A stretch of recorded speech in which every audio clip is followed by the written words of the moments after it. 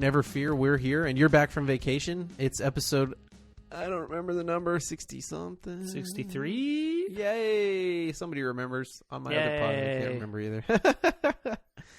Oh, how was vacation, dude? You were in New York, right? I was in New York. Yeah, it was a great time. You know, it's good to get out there. I got to go see my sister, which is wonderful. And she and her longtime boyfriend got engaged, which is also wonderful. While you were there? Yes. That is awesome. Yeah. Congratulations. She likes to say that she achieved the trifecta, which is a birthday, an engagement, and buying an apartment all at the same time. Way to go, Carol. Yeah. So that was, all of those happened in pretty short succession, so that was really cool. Right on, right on. Yeah. Any sights and sounds? Broadway? Nothing? We did not go to Broadway. We walked down the street named Broadway, but we did not past the theaters where those things happened. But we did not go to any of the shows. We walked through Times Square, which I had not done before, and do not need to do again. Yeah, it's pretty touristy. Yeah. I mean, we didn't do it. We just looked around.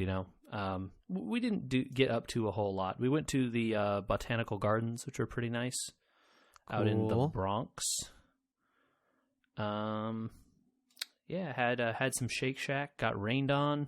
That part wasn't that wonderful. It got very wet. Did not prepare for a lot of rain. Prepared for some rain, not a downpour. Got a downpour. But it was good. A really fun time. Paid for the extra legroom on the flight over, which we took the red eye for, and that was probably the best decision we made of the entire trip. Really, really nice. I sometimes benefit from being just that little bit shorter. Yeah, I think for Stephanie, it was a luxurious amount of legroom, but for me, it was merely an acceptable amount. Which, you know what, at the point that you're on a red-eye flight, it is worth it. I can't believe we're still playing this legroom game on flights. It's just kind of so silly. Yep. And, I still have the opinion that anyone who reclines their seat is history's greatest monster. So it's at least in first class, if you do it, or not first class, but the extra legroom area, it is less bad. You got to recline that little bit so that your seat is not over upright, because they got that curve to them. If you recline your seat the slightest inch, you are history's greatest monster. The tall person behind you is being mutilated when you do that. Oh man! And it's a prisoner's dilemma game, right? Because as soon as you do it, the person behind you does it, and does it all the way to the person in the back bulkhead who can't, and then everyone then suffers, right? No one, and reclining doesn't, the seat moves back, right, on my legs, but me leaning back doesn't move my chair back. It just moves the back for the person behind me, so everyone loses, right? No one wins. I can never admit to having thought this much into the situation. When you are in pain on a flight sometime, now you will have gone to the logical place that I have gone to. I'm usually in pain because I can't sleep. Yeah. I'm not great at sleeping either. Well, welcome back. It's nice to pod with you again. Yeah, we're doing a pod. Hey, well, while you were gone, was it while you were gone? There was a cool event that happened. Yeah. SGDQ, dude. Yeah, I didn't get to see too much of it since it took place during the day while I was at work for large parts of it. And then you were gone. And then I was gone. So was there anything that stood out to you? Anything that sounded like it was a really fun time to watch? I think most of those videos are up on YouTube now for people to watch. I really wanted to watch the Breath of the Wild run, and then friend of the pod, Michael, reminded me I hadn't played the game, and so should probably not watch the run. But also, as not to ruin it for myself. But also, is the story, quote-unquote, of a Zelda game really the point?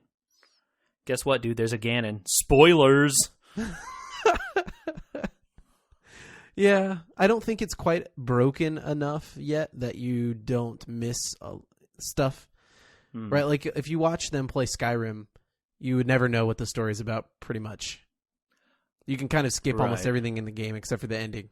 Or like if you watched the Link to the Past run where the guy never bothered to get the sword and then did a whole bunch of crazy stuff and glitched all over the place. Yeah, I would say that's one of the top 2 runs right there. It was the swordless Link to the Past run where he was glitching all over maps. He would like out of bounds on one exact pixel to throw himself across the entire map. At your recommendation and recommendation of the friend of the pod, Michael, that I see that. I watched that YouTube video for parts of it, and wow, that was really cool. I'd say one that no one has any time to watch, but one that was like a master class of unbroken game was the 8-hour Final Fantasy VII run. And I couldn't believe they ran an 8-hour run at this event, but they did. They usually do one of those long RPGs or two every run. It's like, it takes the whole night, basically. Right.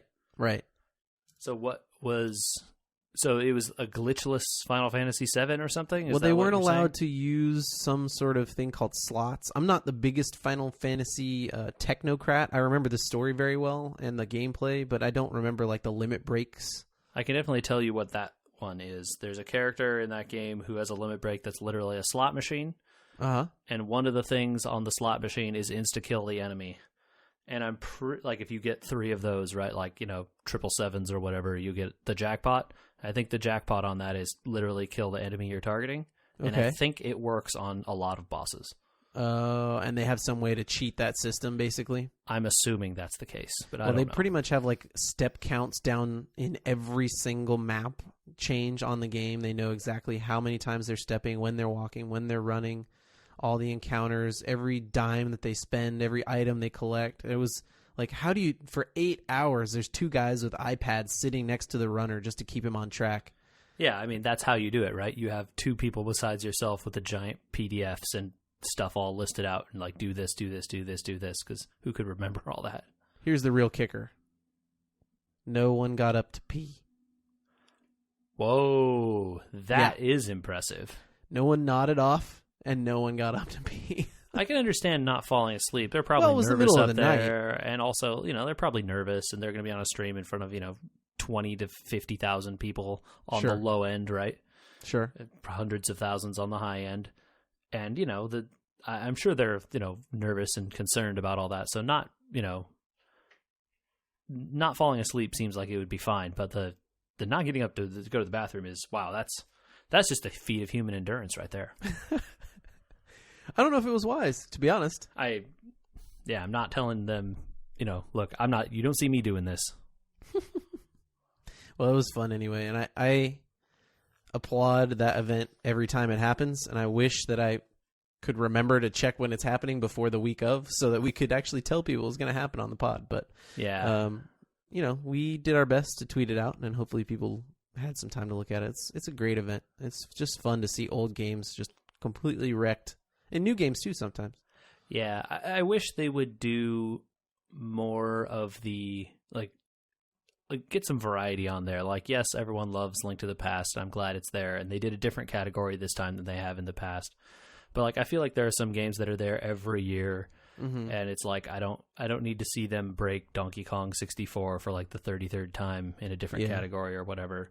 There's a nice tradition of having Metroid there every time, but... bringing in a huge crew to do Earthbound to end the show this time was amazing. Right. And so, like, I didn't see a lot of that stuff, and that sounds cool, because I don't think they've had a big Earthbound thing before, at least that I can remember. So. Yeah, I can't either. So, well, in related news, I want to get your opinion. Okay. Since you are now the proud possible pre-owner of an SNES Classic. Yeah, we'll see. Are you going to go out and buy an Atari box? No. Why? Why would I do that? Because apparently Atari is getting in on the game, my friend. Okay, what games are on it? Is it like Combat? Is it? Well, now, do I do research and look it up? No, because who cares? Andrew, did you have an Atari when you were growing up? I currently still own an Atari 2600. It's in the closet. Oh, that's pretty cool. Do you have a bunch of games for it or no? I have a box full of games for it. I think there's probably like 8 or 10 that you would recognize, and maybe 10 that I don't even recognize. Okay. So, like, do you have fond memories of playing those games? Definitely. Especially, like, the Asteroid, obviously. But what's the one? The one where you, draw. I think it's called Draw, where you're a cowboy and you try and draw faster than the other person. Okay, yeah, maybe quick draw. Yeah, I don't know. Yeah. Okay. So I think the only like Atari games like that I remember playing is Kaboom. Kaboom. I think there's a guy on the top who like drops bombs down, and you have to like catch him or something. I think it's combat where there are 2 tanks, but it's only 2-player. Yeah. So it's not useful if you don't have a second person, and the bullets like ricochet around or whatever. Yeah. Pong. Yeah, I don't think I ever played Pong on an Atari. Well, I definitely have a Pong. And the one where you're a plane and you fly across the side and there's like 3 planes at once or something. I have a feeling, unlike the SNES games, that like you may remember them fondly, but they may not age well. Yeah, Atari so that's games. my issue with the Atari stuff is like I remember playing those games. I remember thinking it was cool at the time. I'm pretty sure that if I went back and played them now, I would have no interest beyond playing them for 5 minutes. Like, oh, this is cool. Yep. Yeah, I'm glad that I saw this again, and then that's about it. I'm turning this off and putting it away. That's why I have the original one, but it at least looks cool. I sent you a picture. I see this picture. Okay, yeah. I mean, that is a relatively cool looking box. It looks like someone did some hardware design. It also doesn't look like a real. This looks like a render, an image that someone in a design lab came up with, not an actual thing. That would be disappointing. But I mean, based on this design, there's no reason they couldn't do it, right? It's not like there's outlandish shapes here or anything. Yeah. But that's cool. I don't know. I'm sure there are people that want that. Not me, though. I mean, Adventure is a cool game, but like I wasn't good at it then. I'm not good at it now. I really want to hear about a game that you are and have wanted to play for a long time. Let's talk Baldur's Gate. Yeah. So I don't know what.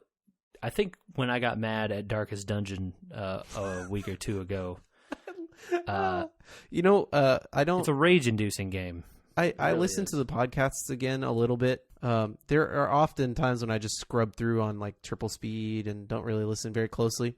Yep. I admit to listening to and enjoying our episode where you got super mad at Darkest Dungeon. It's a rage-inducing game, man. I really just don't have any way to describe it other than it really that. Did make me feel better about my day, I just have to say. It was like I don't get that angry that often, but I pretty much just like I rage uninstalled the game.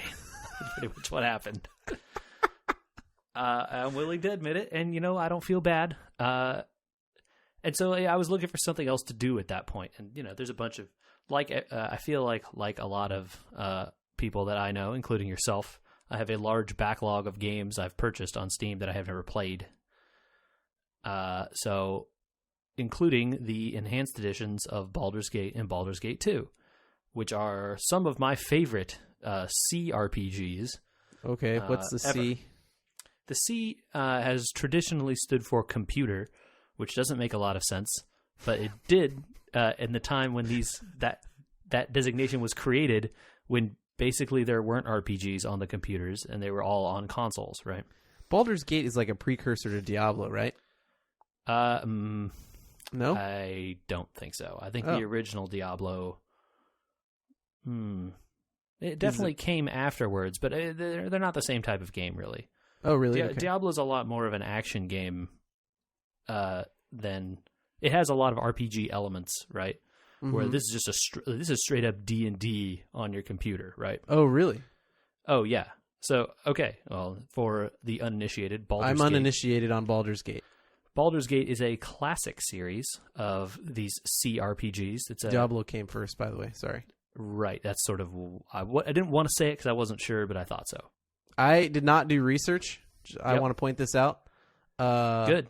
I actually, in the background of this, have my GOG account open, and it says 1998, and I know Diablo came out in 1996.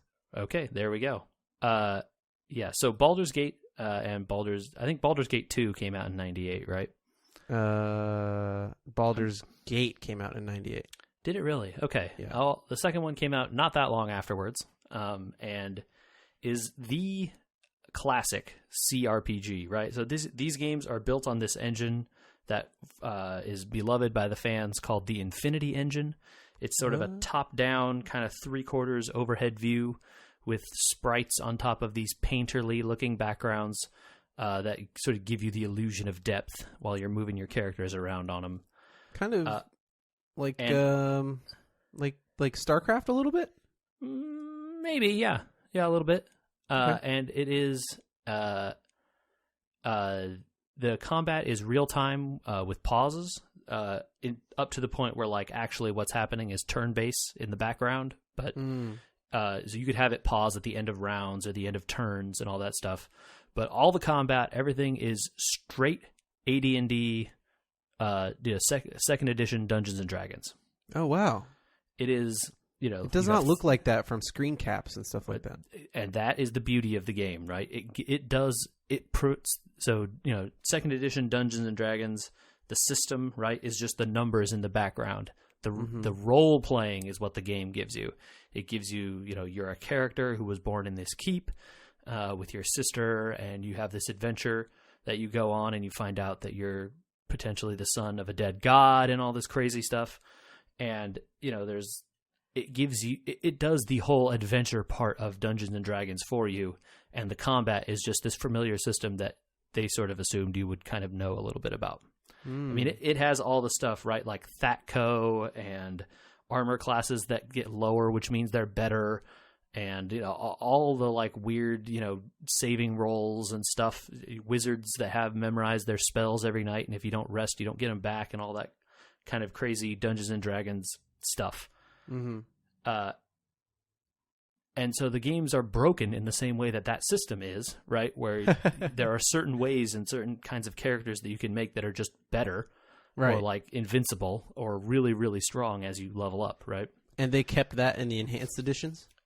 Pretty much, yep. The enhanced editions, they really just took these old games, which were available on systems like GOG and other places, that you would then have to do a bunch of mods to get them to run on your modern systems and to get like widescreens in effect. Great, because widescreen monitors didn't exist. That wasn't a thing. Man, you had to have a tube CRT. You had to have like 640 by 480 was the highest resolution some of them would support. Monitor took up the entire desk.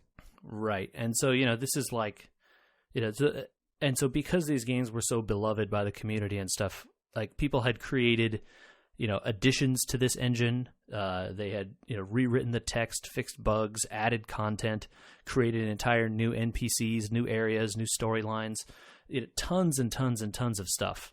Oh, wow. And they didn't incorporate all of that stuff into the enhanced editions, but they made it so that you can run the enhanced editions on a normal PC. Just cool. Like download it from Steam, press go, just like any of your other Steam games, and it works.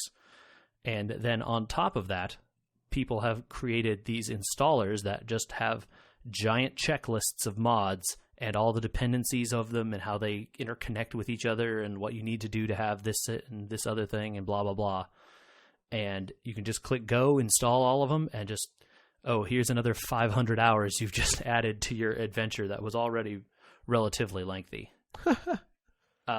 And so like I said, these games are like really, really, really classics. And the second edition Dungeons and Dragons stuff is maybe a hampering these days since a lot of people aren't familiar with it. Like, for instance, I was at the time, right? If you're coming new to the game, someone who's never played before, it can be really tough to get into because of that. And so you're like, well, what is THATCO? Why does my AC go down when I equip my plate mail? Or like, how do I know if this sword is better than this other one? Okay, well, the plus number is bigger. That must mean it's better, right? That kind of stuff. But it's not always clear for a person who's not played those games. Well, is web better than hold person or this kind of stuff? And there are guides out there that will kind of help you, walk you through that stuff if people want to get into the game. But there is just an insane amount of stuff to do. There's so much text, so many like weird side quests and companions and just like different stuff to get up to in this game. There's a reason that people think it's like the best RPG that has ever been, right? Pillars of Eternity was trying to be this game. Oh, cool.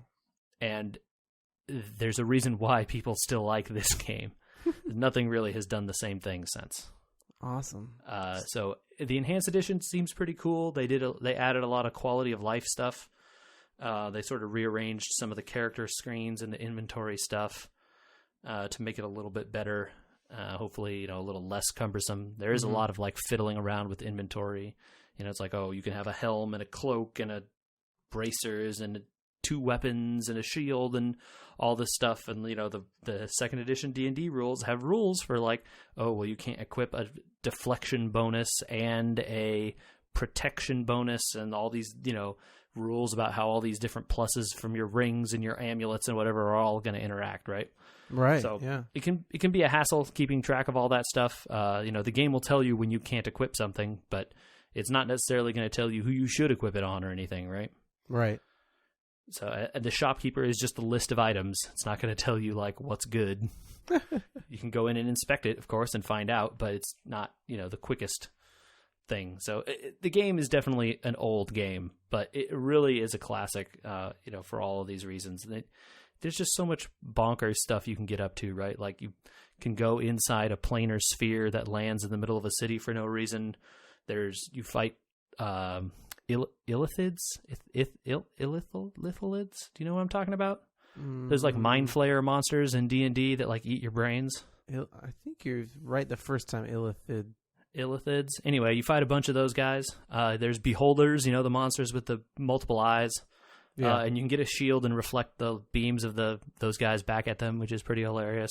Cool. The game just has so much, like there's time stop in the game, right? Like, no. Yeah.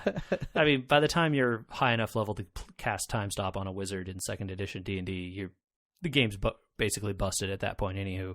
Mm-hmm. But, like that's how ridiculous the game gets at some point, right? You can just stop time. Your wizard gets to do as many things at once for several rounds. And then time starts again and your wizard murders someone generally is what happens. All right. Well, I think I know what I'm playing after I finish Bravely Default. Yeah, it's a great game, but there's a lot of reading. It is a long time, but that's part of the beauty of it too. So copy that. Right on, man. Well, thanks for the quick intro. I think we'll return to this when you're late in the game. Yeah, I'll be happy to give my impressions on it as I go along. Like I said, especially the enhanced edition part. Yeah, and they've added some stuff with the enhanced edition, like new quests and stuff that I have not gotten up to yet. So yeah, right on, dude. Right on. Well, I realized the other day that we haven't talked Blizzard much on this podcast recently. We've been doing so much Gwent, I haven't booted up Hearthstone since the newest baby was born, so that's almost 2 months now. Well, you've been missing out on double gold quests for like the last couple weeks. Yeah, I heard. And I also heard there's a new expansion coming. Yeah, they are doing Knights of the Frozen Throne, is what they're calling it. It looks like it's some kind of a silly take on, like, what if all the heroes went over to the Lich King side? Yeah. So should we do, like, a Blizzard block? Because there's some decent-sized news that came out, and I want to see your impressions on some of it. Okay, hit me, man. You've still been playing Hearthstone. What did you think of the expansion reveal? I looked at it and thought, For as most things, I'm excited to see what the single player stuff will be in it, since that is coming back with this. Okay. The free wings. I think they've said there's three wings that will roll out over the course of a couple weeks. I think you get like a pack as you complete each wing, so not that exciting necessarily, but as I think you and I both agree that the single player stuff has been some of the best stuff in Hearthstone in the past. Hands down, the best experience in Hearthstone was probably Blackwing. I really liked League of Explorers. Pretty good. But I think they got more creative starting then. Yeah. So, yeah, but that stuff is coming back. I will be very excited to see that, and since it will be free for everyone, you don't need to do anything. You just get it. Nice. They've said the missions are going to be a little bit more difficult than they were in the last one, which I think is good because I thought those seemed pretty easy. Sure. Not as difficult as a heroic, I guess, but more difficult than the previous normals is what they're saying. Gotcha. They are talking about doing hero replacements as cards. So like there's a card you put in your deck that is a replacement for your current hero. That comes with a new hero power and a bunch of stuff, which has the ability to be very interesting. I think you get there's a battle cry effect, some amount of armor, and then you get this new hero power. At least for the one that they've shown, which was Deathstalker Rexar. That's a lot of R's. Yeah, and X's. But I forget what his battle cry does. Something like shooting every minion on the board for 2 or something. And then the new hero power creates a Zombeast, which basically shows you a bunch of beasts and then stuffs them all together in one card that you then play for whatever the cost of that card is. Gotcha. Okay, so they're trying to tweak the game a bit. Yeah, it's a cool idea. And they're adding a new keyword, which is lifesteal, which basically works the same as the cards that do damage and heal you now. So it's, oh, this guy hits you for 2 and heals your hero for 2.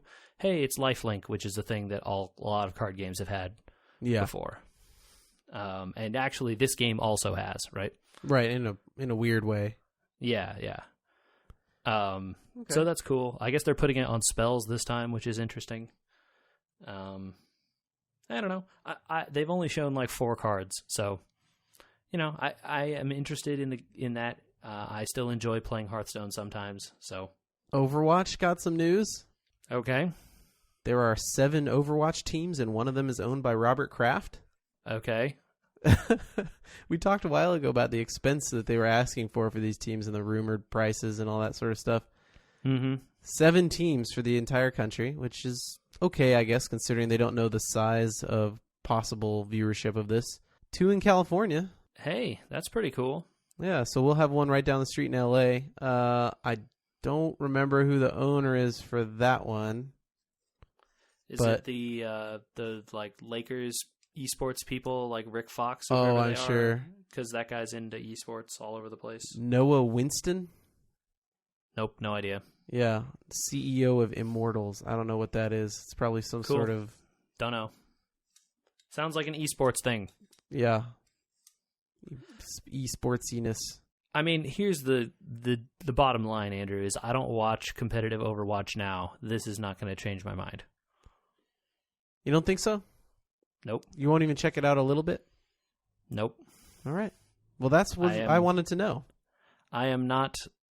I don't watch competitive Call of Duty. I don't watch competitive Halo. I don't watch competitive Battlefield or whatever. I don't see this getting me interested in playing first-person shooters more than I am or am not already. I mean, I enjoy Overwatch because it is something that is fun to do with friends on the occasion that I can get a bunch of friends together to do it. I don't really have any interest in getting good at Overwatch. So the esports aspect of it is not that interesting to me. I really wish that Overwatch had a lot more of the single player type stuff that they usually do as special events. I would probably play that game a lot more. I agree. The times we did the co-op stuff together have been a ton of fun in that game. Mm-hmm. And I think I will continue to occasionally reinstall it when those things come around. I leave room for it on my computer, but I agree with you. Okay, well, so Hearthstone, somewhat interesting. Overwatch, not interesting at all. They're also adding for Starcraft something called the War Chest, which is also an esports thing, kind of. Have you heard about this? Apparently, this was announced at BlizzCon, but I don't remember it whatsoever. No, I don't think it was announced at BlizzCon, is it? I think it's for BlizzCon. It was just announced now. According at the internet that I read, this was announced last year at BlizzCon. Really? But it is now finally a thing that you can actually have. Oh, okay. So it looks like it's like a compendium for StarCraft. How does it work? So you get a war chest with a single unit, and there's 3 war chests. There's one for Zerg, one for Terran, and one for Protoss. Okay. And then you have to earn experience based on playing the game or something. Or buying levels like you do in the Dota one? I think that if you don't earn enough experience to unlock everything at the end, you can then buy stuff that you didn't unlock. Can you just buy it anyway and not play it at all? It looks like you could. Yeah. Okay. If you don't complete your that's good. war chest by November 4th, all war chest skins will be available for purchase at a full price on a later date. Okay, so that sounds like you can buy them at a slight discount ahead of time or later at whatever price they're charging. They're also giving out like loot chests and card packs and looks like Okay, portraits and emoticons and stuff like that for other games. Cool. I mean, this is stuff that Dota has been doing for years and years now, so yep, that does not bother me. In a esports focused game, cosmetic stuff is perfectly fine. Yeah, and they're going to put it in to help. If you want to make your Zergling look fancy with a spike or a extra wing or, I don't know, whatever a Zergling would have, a fifth leg. It looks like they're going to put it in to help fund some StarCraft prize pool. Okay. I mean, again, this is something that has been happening in Dota 2 for many, many years. Right. And has been relatively successful over there. So that sounds like a good way to get the community to sort of, get together and build up the esports scene as they want it to be. Sounds like you may not be entirely excited about this either. Don't really play a lot of StarCraft, Andrew. Don't know if you know. We really do need to try out that two-headed thing. Yeah, I definitely remember we played that at one of the BlizzCons, and we were pretty bad. Yeah, but bad in a fun way, I think. Oh yeah, no, definitely. I'm agreeing with you. It would be a interesting train wreck. I don't see anything groundbreaking in all of this, even though that there's huge money involved in all of it, and they're funding all of this stuff. I'm kind of just staring at all the Blizzard news. We've both had our equal reactions to it, where it's kind of like, okay, cool. Okay, cool. It could be the Overwatch thing is a huge thing. I just don't care. Right? Yeah, I know. But do you feel like disconnected a little bit from the Blizzard direction of overproduction, maybe? I mean, I'm still interested to see what the Hearthstone thing is. I still play that game, yeah, almost daily, if not daily. So. Yeah. I'm still excited for BlizzCon, but I'm trying to figure out why. Yeah. It's a fun time. I'm excited. I still enjoy their games. I'm excited to see what they continue to come up with. Okay. Maybe that's it. I'm having some sort of weird reactional crisis or something. I don't know. But there's another convention coming up. And it's related to Hearthstone in a weird way. Okay. We can have some Lich King ice cream if we go to Comic-Con. Do you want to go to Comic-Con, JJ? Hey, Andrew, I think I'm going to Comic-Con, so that's good timing. Let's do it. I want to go to Comic-Con too. All right. Well, we're going, so that's good. We've definitely only been planning it for the better part of a year. I like that you have to buy tickets so far in advance. It's never a surprise. Like, oh yeah. Right. Are you going this year, Andrew? Oh, wow, you are. Oh, yeah, wait, we knew that, how long ago? Pretty long time. I guess we should do another Comic-Con episode. That was fun last time. Yeah, we had a good time. Maybe we'll record a little bit longer, more of a structured, well, not structured. That's too much for us. We don't do structure. Well, I think there's actually more to look at this year for our interest level. There's obviously the floor, right? There's the video game section of the floor. There's the regular floor, which we didn't even cover last time.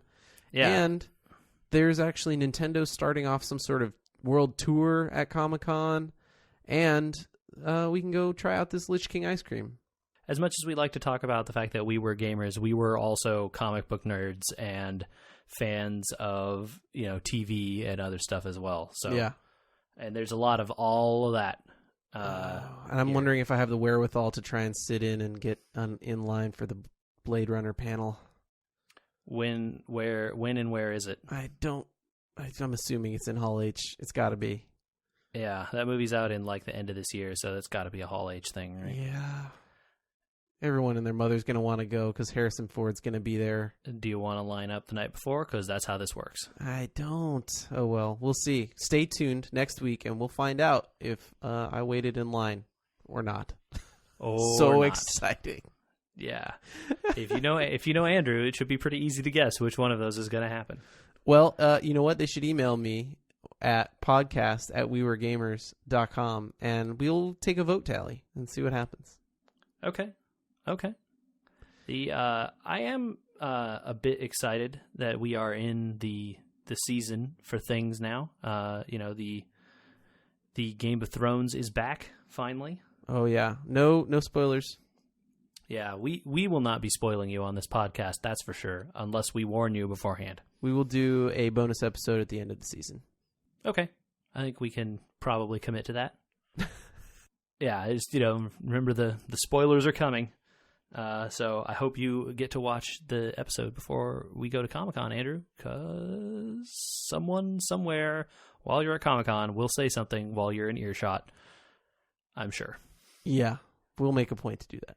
Stay safe out there, y'all. Don't go on social media until you've seen the episodes. Well, our Twitter and our Instagram are safe. What are those, JJ? We already did the email, which is podcast@weweregamers.com. The Instagram is weweregamers. The Facebook page is facebook.com/weweregamers. The Twitter is @weweregamers as well. You can get at us on any of those places to send awesome comments or let us know about stuff that we forgot about. What am I forgetting? I don't know. Follow those things, and we'll keep tweeting and sending out Instagrams from Comic-Con. See you soon, everybody.